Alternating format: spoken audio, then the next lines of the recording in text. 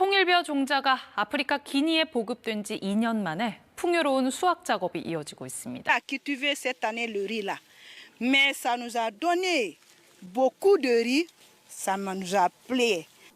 한때 극심한 가뭄과 토양 황폐화로 식량 부족에 시달리던 세네갈. 해마다 반복되는 흉작과 굶주림은 이제 이 나라 사람들에게 일상이 되어 있었습니다. 그러나 최근 세네갈은 믿기 어려울 정도로 눈부신 변화를 맞이하고 있습니다. 누군가는 이를 기적이라 부르며 또 누군가는 한국이 우리를 살렸다고 말합니다. 이 모든 변화의 중심에는 바로 한국의 통일벼가 있습니다. 이 벼 품종은 처음에는 우간다 북부에서 실험적으로 도입되었으나 아프리카 환경에 놀라울 만큼 잘 적응하며 곧장 인근 지역으로 퍼져나갔습니다. 세네갈은 그 가운데 가장 큰 수혜국이 되었습니다. 통일벼는 적은 물과 열악한 토양에서도 강하게 자라며 병충해에도 강한 특성을 갖고 있어 기존 품종보다 무려 20배 이상의 수확량을 기록했습니다. 이는 단순한 수치가 아닌 수많은 사람들의 삶을 바꾼 결정적 계기가 되었습니다. 세네갈 농민들은 이제 배급을 기다리지 않아도 됩니다. 자신들이 키운 벼로 가족을 먹이고 남은 곡식을 팔아 생계를 유지할 수 있게 되었습니다. 한 농민은 눈물을 글썽이며 이렇게 말했습니다. 우리는 배고픔에 익숙해져야 한다고 생각했습니다. 그런데 한국은 우리에게 굶주림 없는 삶이 무엇인지 보여주었습니다. 먹을 것이 풍족해지자 마을의 분위기도 바뀌었습니다. 가족 간 다툼이 줄었고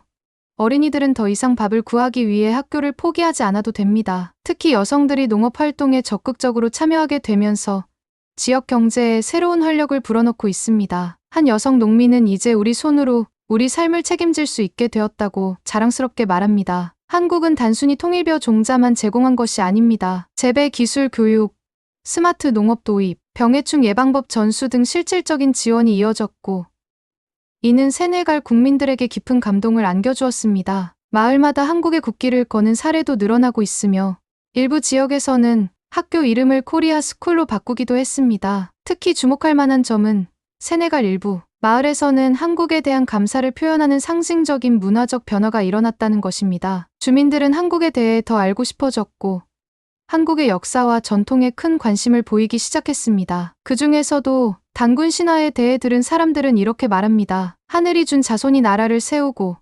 백성을 잘 살게 했다는 이야기는 우리와 꼭 닮았습니다. 그래서 우리는 단군을 기억하며 한국처럼 서로 돕고 살아가기로 했습니다. 일부 마을은 한국식 제사 문화나 설날 인사법까지 배워 실천하고 있으며 어떤 공동체는 매년 코리아 감사를 열어 통일벼 도입 이후의 삶을 축하하고 한국에 감사하는 의식을 치르고 있습니다. 이 장면은 현지 방송을 통해 전국적으로 퍼졌고 많은 국민들이 이제 우리는 한국을 형제처럼 여긴다고 말하고 있습니다. 세네갈 정부는 이 성공 사례를 전국적으로 확대하고 있으며 주변 국가들에서도 벼 품종 도입 및 한국과의 협력에 대한 논의가 활발하게 진행되고 있습니다. 한국 농업 기술의 실용성과 지속 가능성은 이제 아프리카 농업의 새로운 기준이 되고 있습니다. 결국 통일벼는 단순한 농작물이 아니라 삶의 존엄을 되찾아준 씨앗이 되었고 세네갈 국민들에게는 희망, 감사, 그리고 형제의 상징으로 자리 잡고 있습니다. 한국이라는 나라가 그들의 기억 속에 쌀을 준 나라가 아닌 삶을 바꿔준 나라로 남는 이유입니다. 해당 내용 시작하기에 앞서 그 전에 잠깐 1초 만에 누를 수 있는 좋아요 버튼을 꼭 눌러주시면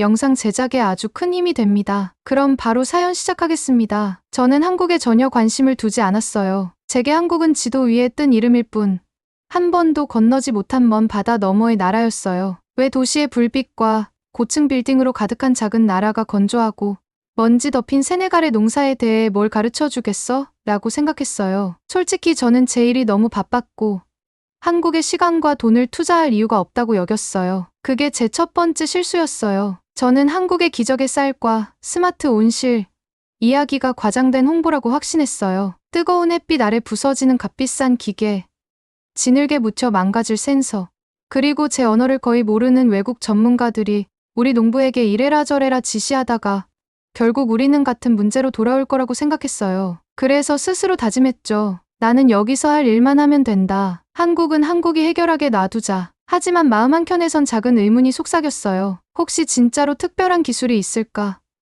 혹시 거기서 얻은 아이디어가 이곳에서 먹을 것이 자라지 않던 땅에 생명을 불어넣을까? 그런 생각이 불편해 자꾸만 밀어냈어요. 제 이름은 테난 잘로우예요. 저는 31살이고 세네갈 북부에서 온 농업 환경과학자예요. 어릴 적 마을은 갈라진 붉은 흙이 뜨거운 태양 아래 바싹 말라 있었어요. 매일 아침 맨발로 오래된 우물까지 걸어갔고, 엄마는 머리에 무거운 물동이를 이고, 아빠는 소 한 마리가 끄는 나무쟁기로 밭을 일구셨어요. 지금 저는 물 한 방울도 아끼는 법을 농부에게 가르쳐요. 물방울마다 흐름을 조절하는 점적 관계 라인을 설계하고, 양철 지붕 아래 작은 실험실을 차려 흙을 검사해요. 저는 바오밥 나무, 그늘 아래나 허름한 교실에서 수업을 진행하며 작은 변화가 큰 성과를 만든다는 걸 보여드려요. 몇 리터의 물만 더해도 메마른 땅이 초록빛으로 바뀔 수 있다는 걸 저는 매일 목격했어요. 저는 다카르 대학교에서 환경과학 학위를 받았어요. 처음엔 과학이 너무 어렵다고 생각했지만 물과 비료를 섞어 식물이 싹트는 모습을 보며 진짜 마법 같은 기쁨을 느꼈어요. 관찰하고 실험하며 지식을 나누는 일이야말로 진짜 마법임을 깨달았어요. 마을 사이를 오갈 때면 시험지, 토양 수분 센서,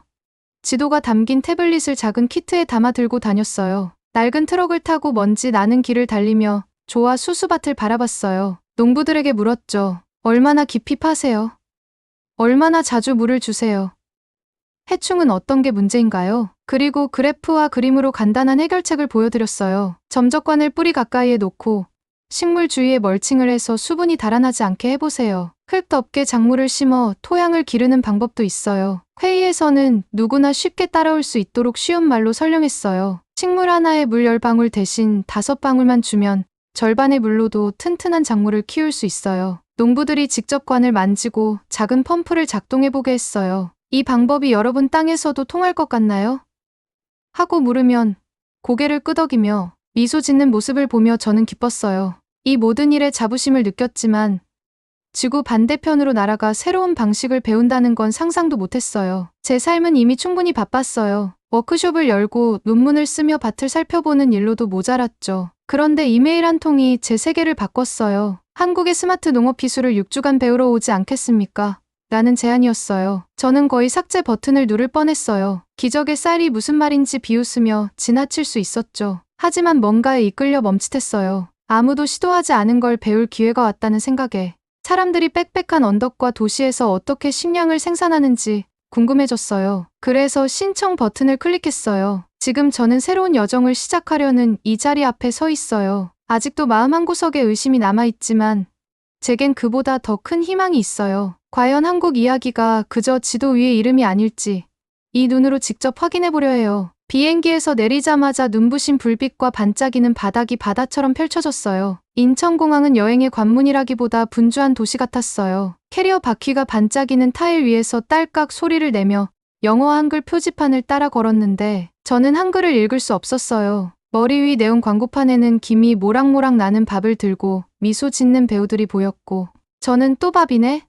하고 속으로 생각했어요. 밖으로 나오니 차가운 금속 냄새와 멀리서 나는 소량이 섞여 있었어요. KOICA 코디네이터 김민지 씨가 제 이름이 적힌 작은 팻말을 흔들고 있었어요. TNN은 JALLOW라고 쓰여 있어서 어색했지만 저는 활짝 웃으며 악수했어요. 민지 씨의 영어는 부드럽고 또렷했어요. 한국에 오신 걸 환영했어요.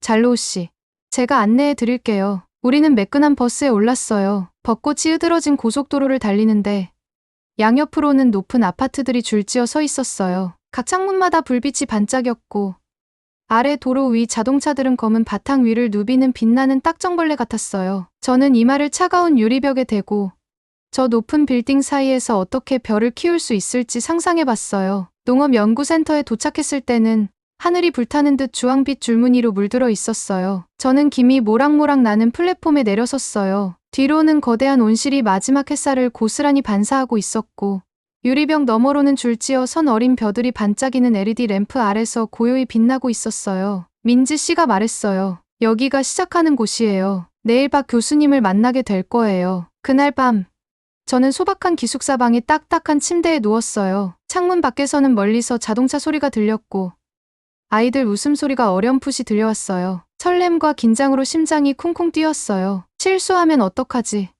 첫 시도부터 스마트 농법이 실패하면 어떡하지?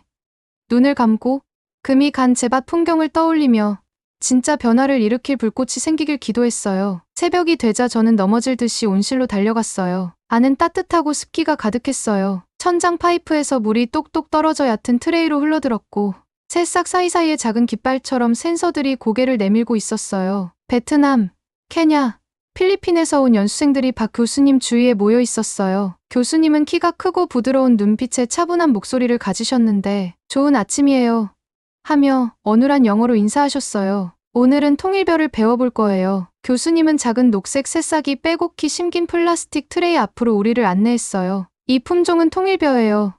교수님이 설명했어요. 통일이라는 이름처럼 홍수, 가뭄, 한파에도 강하게 자라요. 교수님께서 싹 하나를 들어 보이시며 줄기 두께를 봐요 하셨는데 저는 몸을 숙여보니 우리 집 논에서 보던 가느다란 풀잎 같은 싹과는 비교할 수 없이 튼튼해 보였어요. 다음에는 교수님이 수십 개 전선과 연결된 태블릿을 보여주셨어요. 이 앱으로 물 흐름을 제어해요 하며 버튼을 탭하셨고 그러자 파란관 줄기에서 맑은 물방울이 각 트레이로 뿜어져 나왔어요. 저는 손바닥을 물방울 아래에 가져다 대자 시원한 물이 퍼졌어요. 하루에 제곱미터당 10리터예요.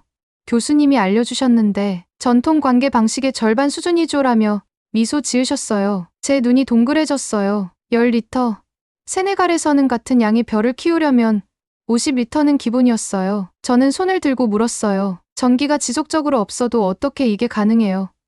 교수님은 지붕 위 태양광 패널을 사용해요 하시며 밤에는 배터리에 저장된 전기를 써요라고 설명하셨어요. 그리고 아침 햇살을 향해 완벽한 각도로 기울어진 작은 패널을 가리키셨어요. 그 다음 우리는 장갑을 끼고 박론으로 나갔어요. 이곳 벼는 무릎 높이 물에 잠겨 있었지만 초록빛 바다가 마치 거대한 체스판처럼 가지런히 구획되어 있었어요. GPS로 제어되는 기계가 줄 사이를 천천히 지나가며 센서가 영양분 부족을 감지한 곳에만 비료를 뿌렸어요. 저는 뒤따라가며 상어용 센서를 들고 토양 수분을 측정했어요. 저는 처음으로 통일벼, 모종을 젖은 흙에 심었어요. 떨리는 손끝으로 모종을 단단히 눌렀어요. 장화 아래 흙이 부드럽게 느껴졌고 공기에는 신선한 물과 생명력 가득한 식물 냄새가 섞여 있었어요. 고개를 들어 이웃논을 바라보니 예전 방식으로 깊은 웅덩이를 만들고 물이 불규칙하게 흘러넘치고 있었어요. 여기서 차이가 확연했어요. 가지런함과 어수선함, 효율과 낭비가 분명히 대비되었어요. 다시 실험실로 돌아와 우리는 물 샘플을 분석하고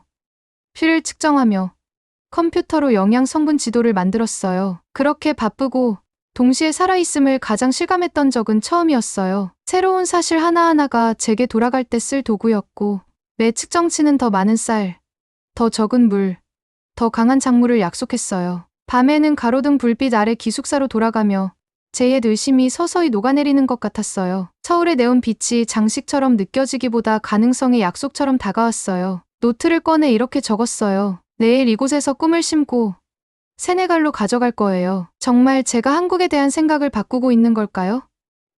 가슴은 고개를 끄덕였지만 머릿속은 여전히 질문으로 가득했어요. 하지만 한 가지는 분명했어요. 지금 되돌릴 수 없다는 것. 희망의 씨앗은 흙에만 심어진 것이 아니라 제 마음에도 뿌려졌어요. 그리고 이 땅이 알려줄 모든 비밀을 배우고 싶었어요. 저는 새벽이 밝기 전 서울이 깨어나는 부드러운 웅욱거림에 잠에서 깼어요. 기숙사 창문 너머로는 가로등이 하나둘 꺼지며 먼 마철로 위로 분홍빛 햇살이 살포시 스며들고 있었어요. 오늘은 진짜 논에서 벼농사를 배우는 첫날이었기에 설렘과 긴장이 함께 가슴을 두드렸어요. 과연 제가 이 새로운 기술들을 제대로 익힐 수 있을까요? 저는 박 교수님과 우리 소규모 연수단을 연구센터 마당에서 만났어요. 모두 방수 장화를 신고 장갑을 챙겨 들었죠. 박 교수님은 환하게 웃으며 말씀하셨어요. 오늘은 실제 논에서 일할 거예요. 모내기부터 생육 관리까지 통일벼 전 과정을 경험하게 될 겁니다. 저는 숨을 크게 삼켰어요. 고향에서는 무릎까지 지늘게 빠져 손으로 심었지만 물 한 방울도 눈금없이 흘려보낸 적이 없으니까요. 우리는 하얀색 승합차를 타고 도시에서 남쪽으로 30분쯤 달렸어요. 길가에는 연두빛 차밭이 언덕을 따라 반짝였고 어느 순간부터 펼쳐진 계단식 노는 아침 안개에 반짝이며 마치 거대한 거울 같았어요. 차가 좁은 길을 덜컹거리며 지나자 첫 번째 논이 나왔어요. 물에 잠긴 들판이 하늘을 그대로 비추고 있었죠. 발걸음 조심하세요. 제 발자국을 따라오세요. 박 교수님이 조용히 경고하셨어요. 우리는 방수 장화를 신은 채 시원한 물을 밟고 논 가운데로 들어섰어요. 지늘기 발목을 단단히 잡아당기고 발끝으로 부드러운 흙을 느끼니 온몸에 짜릿함이 흘렀어요. 이게 진짜 농사라는 생각이 들었거든요. 먼저 물 높이를 재는 법을 배웠어요. 교수님은 센티미터 눈금이 표시된 긴 나무 막대를 꺼내 초기 생육 단계에서는 물을 고작 3cm만 유지하면 돼요. 라고 설명하셨어요. 막대를 지늘게 꽂자 물이 정확히 3cm 지점에 닿았고 교수님은 꺼내 닦아 제게 건네주셨어요. 제가 막대를 꽂아보니 정말 딱 3cm였어요. 그 순간 가슴이 뛰었어요. 물이 너무 많으면 에너지를 낭비하고 너무 적으면 벼가 스트레스를 받으니까요. 다음엔 휴대용 측정기로 흙수분을 확인했어요. 교수님이 작은 기기를 꺼내 시연하셨는데 스마트폰보다 작아 보였어요. 지늘게 꽂고 화면을 터치하자 토양 수분 45% 완벽합니다. 라는 문구가 떴어요. 교수님은 활짝 웃으며 잘로우 씨, 해보세요. 라고 하셨고 저도 옆으로 가서 감촉 좋은 지늘개 기기를 꽂아보니 43%가 뜨더라고요. 거의 완벽해요. 하고 제 자신을 칭찬했어요. 이어서 모내기 실습이 시작됐어요. 교수님은 트레이에서 자란 2인치 모종이 빼곡히 심긴 평평한 판을 나눠주시며 모종 밑동을 잡고 20cm 간격으로 살짝 눌러 심으세요. 라고 알려주셨어요. 저는 무릎까지 흥건한 진흙을 헤치며 한 포기씩 심었어요. 처음엔 손이 떨렸지만 곧 리듬이 생겼어요. 모종을 들어 올려줄 맞춰 꽂고 손가락으로 꾹 눌러 고정한 뒤 한 걸음 나아가기를 반복했죠. 마치 음악을 연주하는 듯 했어요. 모내기를 마치고선 점적 관계 라인을 설치했어요. 우리는 갠듯 가느다란 파란 관을 논 위를 가로질러 나르며 20cm마다 물방울을 떨어뜨리는 방출기를 꽂았어요. 제가 첫 방출기를 고정하고 휴대용 펌프를 작동시키자 일정한 물줄기가 흐르기 시작했어요. 제가 지휘하는 오케스트라처럼 물과 흙이 완벽하게 호흡하는 순간이었어요. 갑자기 먹구름이 몰려왔어요. 봄비가 세게 쏟아지기 시작하더니 몇 분 만에 물표면을 두드리는 빗방울이 작은 망치 같았어요. 우리는 비를 피해 근처 연구용 오두막으로 달려갔어요. 그 안에는 노트북으로 데이터를 실시간 모니터링하는 연구원들이 있었어요. 화면에는 수위, 토양 수분, 공기 습도 그래프가 줄줄이 뜨고 있었고 폭우로 습도가 90%까지 치솟고 수위도 3cm에서 5cm로 올라가 있었다는 걸 알 수 있었어요. 조정합시다.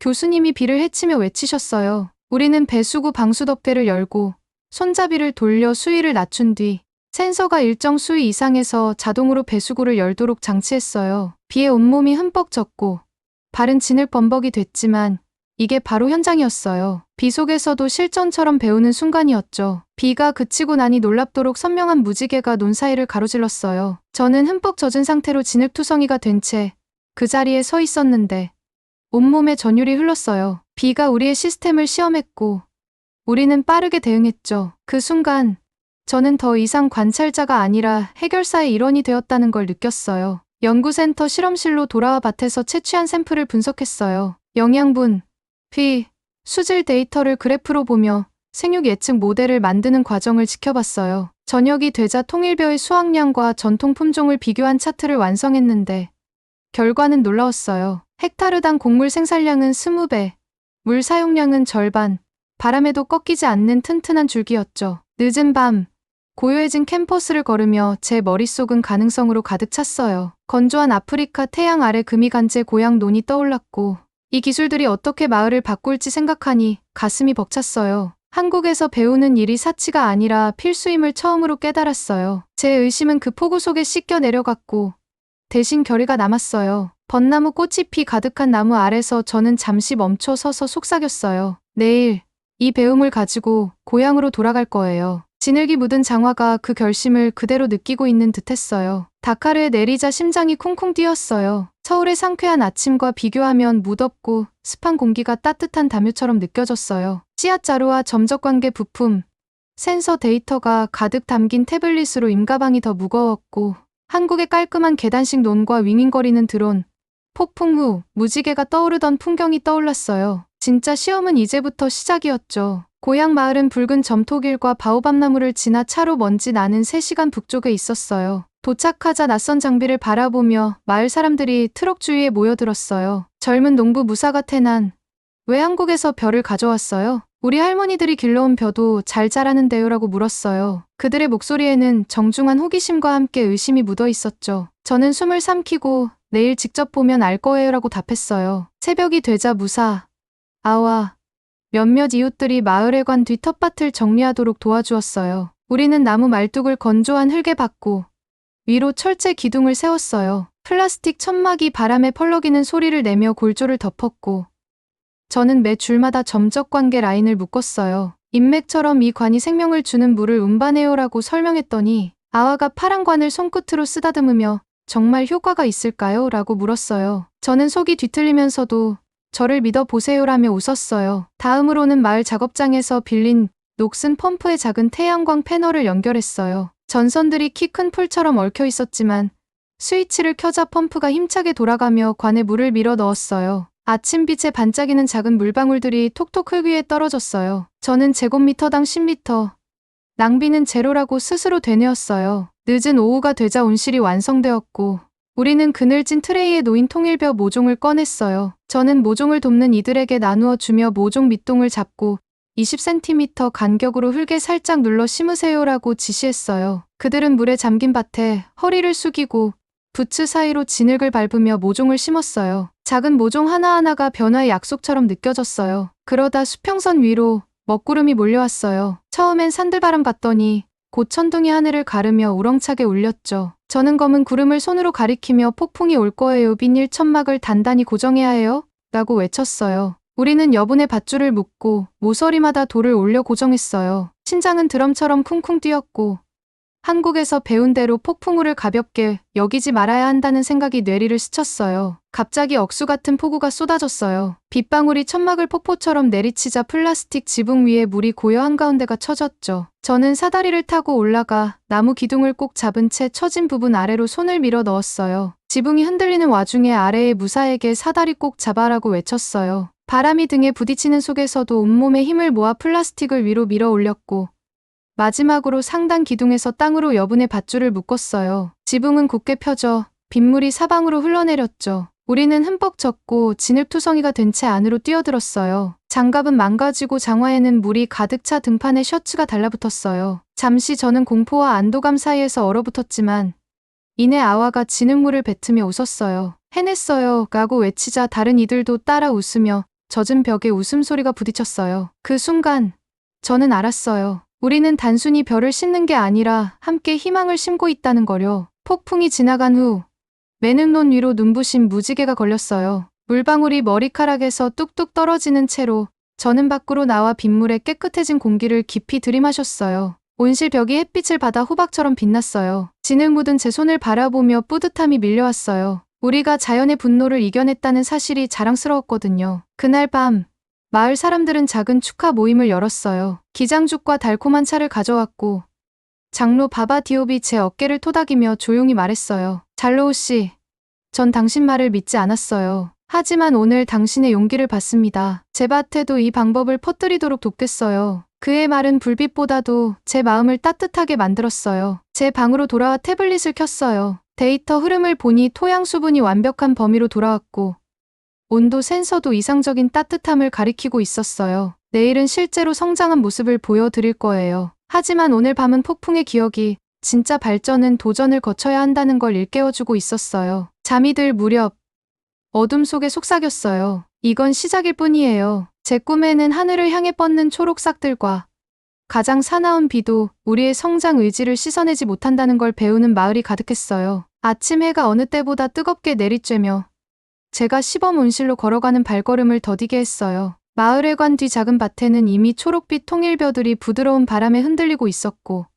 오늘이 바로 수확의 날이었어요. 몇 달 전만 해도 상상할 수 없던 풍경이 눈앞에 펼쳐지자 믿기지 않았어요. 저는 무사와 아와를 대문에서 만났어요. 무사는 눈을 동그랗게 뜨고 태난 이 줄기 두께 좀 봐요 라며 한 웅큰 벼 이삭을 움켜쥐고 웃었어요. 이건 예전 우리 벼랑 비교도 안 되네요. 아와는 눈가가 촉촉했어요. 우리 가족 먹을 건 충분하고 시장에 내다 팔아도 될 것 같아요. 그녀가 제 팔을 꼭 잡아주었고 제 가슴이 벅차올랐어요. 우리는 낙과 바구니를 챙겨 물에 잠긴 줄 사이에 무릎을 꿇었어요. 이삭이 무거운 곡식으로 몸을 숙인 줄기를 따라 낫을 대자 잘 익은 벼가 탁 잘리며 시원한 소리를 냈어요. 남녀 할 것 없이 웃고 장난치며 일을 이어갔고 묶을 때마다 배고픔과의 싸움에서 한 발짝 이긴 것 같은 기분이 들었어요. 정오가 되자 해가 숨 쉴 틈 없이 자결했지만 우리는 멈추지 않았어요. 이웃들이 차가운 기장죽과 히비스커스 차를 가지고 와서 힘을 북돋워 주었고 장로 바바 디옵도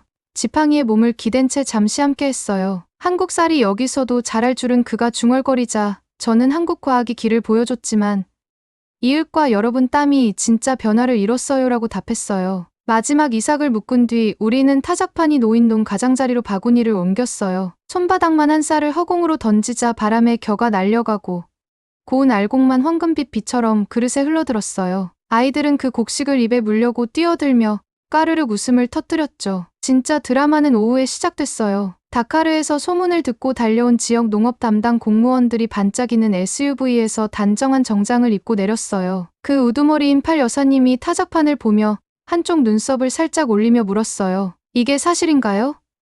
헥타르당 25톤의 물 사용량은 절반이라고요? 저는 숨을 가다듬고 대답했어요. 네, 여사님. 이것은 한국의 통일벼 방식을 적용한 결과예요. 기존보다 수확량은 20배, 물은 제곱미터당 단 10리터만 사용했고요. 태블릿 화면을 보여주며 절약된 물 그래프, 영양소 균형 지도, 줄기 강도 시험 결과까지 실시간 데이터를 설명했어요. 팔 여사님은 화면을 살펴본 뒤 뒤에 있던 공무원들을 둘러보며 말씀하셨어요. 이 기술이 없었다면 우리 농부들은 계속 가뭄과 해충으로 수확을 잃었을 겁니다. 한국의 과학이 우리에게 닿지 않았다면 이 지역 전체가 굶주림에 시달릴 수도 있었어요. 그 말이 머릿속에 울려 퍼졌어요. 한국이 아니었더라면 세상이 무너졌을 거야. 팔 여사님은 벼 알갱이를 한 움큼 집어들며 이 쌀은 완벽합니다라고 속삭였어요. 그리고는 손을 들어 올리며 세네갈 전역에 이 기술을 확대해야 합니다. 국회에 제안하겠어요. 한국의 선물을 무시할 수는 없어요라고 선언하셨죠. 박수갈채가 터져 나왔고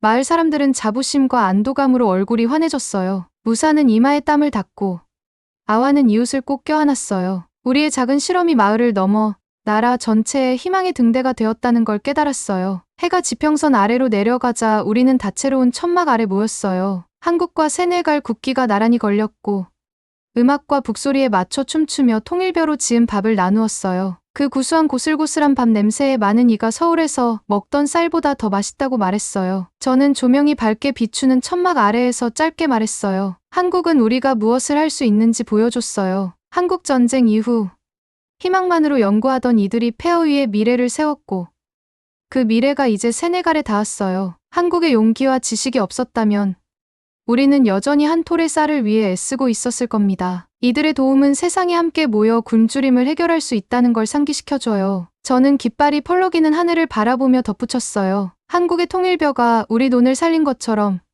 이 기술을 널리 전파해 그들의 본보기를 기려야 해요. 한국의 지침을 잃어버린다면 우리의 발전도 사라질 수 있습니다. 밤이 깊어지자 북소리가 어둠 속에 울려 퍼졌어요. 저는 고향과 한국 두 땅이 하나의 식물과 같은 꿈으로 이어졌다는 걸 느꼈고 한국에 변함없는 혁신이 없었다면 세상과 나라가 무너졌을 거라고 확신했어요. 그러나 우리는 이 흙먼지와 빛 속에서 춤추며 협력이 기적을 자라게 한다는 증거를 스스로 보여주고 있었어요. 제가 세네갈에 머문 마지막 날 아침에 잠에서 깼을 때 하늘은 분홍빛과 금빛으로 물들어 있었어요. 통일변온의 초록빛이 마치 희망의 담요처럼 제 앞에 펼쳐졌죠. 한때 태양 아래 금이 가던 땅이 같은 곳이라고는 믿기 어려웠어요. 오늘은 한국과 세네갈이 함께 일궈낸 것을 기념하고 이 파트너십에 달린 미래를 바라보는 날이었어요. 마을 사람들은 알록달록한 천을 두르고 논가장자리에 모였어요. 아이들은 세네갈 깃발과 한국 깃발을 손에 들고 바람결에 펄럭이며 종종걸음으로 뛰어다녔어요. 저는 진을 묻은 장화를 신고 밝은 미소를 띠고 앞으로 걸어 나갔어요. 무사와 아와도 제 옆에서 환하게 웃고 있었어요. 저는 목소리를 높여 말했어요. 여러분, 오늘은 단순한 수학일이 아니에요. 오늘은 한국에서 태어나 세네갈에서 자라고 전 세계와 나눠진 기적을 기리는 날입니다. 잠시 멈추자 사람들은 숨을 죽이고 제 말을 기다렸어요. 한국이 실험실과 온실, 그리고 따뜻한 마음을 우리에게 열어주지 않았다면 우리의 논은 여전히 비어 있었을 거예요. 우리 아이들은 여전히 배고픔에 잠들었겠죠. 사람들은 고개를 끄덕이며 동의했어요. 저는 계속 말했어요. 한국은 고난을 딛고 일어선 나라의 최고의 본보기입니다. 전쟁과 폐허에서 과학과 농업을 선도하는 나라로 성장했어요. 그 혁신, 바로 통일벼의 첫 번째 씨앗이 없었다면 우리 공동체는 사라졌을지도 모릅니다. 마을을 넘어 전 세계가 위험에 빠졌을 거예요. 기아는 국경을 가리지 않으니까요. 사람들 사이에서 웅성거림이 번졌어요. 저는 주변 반짝이는 얼굴들을 바라보며 책임감을 느꼈어요. 세네갈은 이 교훈을 잊어서는 안 됩니다. 이 기술이 없었다면 우리나라는 크게 무너졌을 거예요. 우리는 이 방법을 모든 지역, 모든 농부, 모든 가정에 전파해야 합니다. 그 다음, 가뭄으로 가장 큰 피해를 본 농부 디아라를 무대 앞으로 초대했어요. 그는 약간 떨리는 손으로 앞으로 나와 고백했어요. 저는 이 마을을 떠날 준비를 하고 있었어요. 농작물이 계속 망가졌으니까요. 하지만 통일벼가 뜨거운 햇볕에도 튼튼히 자라는 걸 보고 다시 믿음을 얻었어요. 한국이 우리를 구했습니다. 그의 말에 부드러운 박수가 터져 나왔어요. 이어 저는 새로운 계획을 소개했어요. 한국이 연구센터를 세워 사람들을 교육했듯 우리도 주변 세 마을에 교육센터를 세울 것입니다. 태블릿을 탭하자 제한된 건물 설계도가 화면에 나타났어요. 이곳에서 젊은 농학도들이 통일벼, 태양광 펌프, 토양 센서 등을 배울 예정입니다. 우리만의 전문가를 길러낼 거예요. 아와가 소리쳤어요. 그리고 한국에서 본 것처럼 간단한 저장고 만드는 법도 이웃들에게 가르칠 거예요. 그녀가 대나무와 비닐로 만든 작은 모형을 높이 들자 사람들은 다시 환호했어요. 가장 극적인 순간은 뒤에 걸린 대형 배너를 공개할 때였어요. 아프리카 지도가 표시된 배너에는 통일벼 기술이 퍼질 경로가 붉은 선으로 연결되어 있었어요. 다카르에서 사하라 사막을 넘어 확장되는 모습이 그려졌죠. 저는 가리키며 말했어요. 이 붉은 선이 보이시죠? 이것은 우리 마을에서 퍼져나갈 희망입니다. 한국의 지침이 없었다면 이 모든 것은 존재할 수 없었을 거예요. 이 기술이 없다면 서아프리카 절반이 10년 안에 기아에 직면할 수도 있습니다. 마을 사람들은 숨을 헐떡이며 놀라움을 감추지 못했어요. 아이들은 와하고 속삭였고 어르신들도 경고의 메시지에 잠시 놀란 듯했어요. 저는 낮은 목소리로 덧붙였어요. 하지만 한국이 최고의 기술을 나눠줬기에 우리는 수백만 명을 구할 기회를 얻었습니다. 해가 높이 떠올랐을 때 지역 라디오 기자가 생방송을 위해 도착했어요. 그녀가 물었어요. 잘로우 씨, 만약 세네갈이 한국과의 인연을 끊는다면 어떤 일이 벌어질까요? 저는 망설임 없이 답했어요. 진보는 멈출 겁니다. 우리의 돈은 다시 바싹 말라버릴 거예요. 기아가 돌아올 겁니다. 우리는 한국의 과학과 우정 없이는 길을 잃을 겁니다. 기자는 진지하게 고개를 끄덕이며 마이크에 대고 전했어요. 들으셨죠? 세네갈의 미래는 한국에 달려 있습니다. 마지막으로 우리는 단순한 식목 행사를 했어요. 논가에 한국 벚나무 묘목을 심었고 가지가 하늘을 향해 뻗어나가는 모습이 우리의 연대를 상징했어요. 저는 작은 노란 무량동이로 묘목의 뿌리에 물을 부었고 무사와 아와도 곁에서 물을 부었어요. 이어 모두가 손으로 물을 퍼올리며 연대의 원을 그렸어요. 우리 뒤로 묘목은 햇빛에 흔들리며 마치 인사하듯 보여줬어요. 그때 깨달았어요. 이 나무도 논처럼 보살핌과 시간이 필요하지만 자라서 장대해질 거라는 것을. 우리 협력도 국경을 넘어 자라날 거라고요. 행사가 끝난 뒤 저는 웃고 있는 얼굴들을 바라봤어요. 농부들, 아이들, 관료들까지 모두 이 순간에 감동했음을 알 수 있었어요. 제 가슴은 가득 찼어요. 이제 확실히 알게 되었죠. 한국은 단순히 지도 위의 나라가 아니에요. 한국은 우리의 국가도, 우리 지역도, 어쩌면 전 세계도 더 나아지게 만드는 동반자입니다. 저는 묘목에게 속삭였어요. 고마워요. 한국, 당신들의 선물을 잊지 않을게요. 그 밝은 순간, 저는 진심으로 믿었어요. 우리의 공동 미래는 통일벼처럼 아프리카 태양 아래서 활짝 피어날 거라고요. 오늘의 이야기는 여기까지입니다. 사연 보내주신 태난 잘로우님 감사드리고요. 오늘 사연 어떻게 들으셨나요? 오늘 사연 감동적이시면 구독, 좋아요, 알람 설정 부탁드릴게요. 그럼 지금까지 사연을 들려드린 감동곡간입니다. 그럼 끝까지 영상 시청해주신 모든 분들께 정말 감사합니다. 앞으로 더 좋은 영상으로 찾아뵐게요. 구독, 좋아요 꼭 부탁드릴게요. 감사합니다.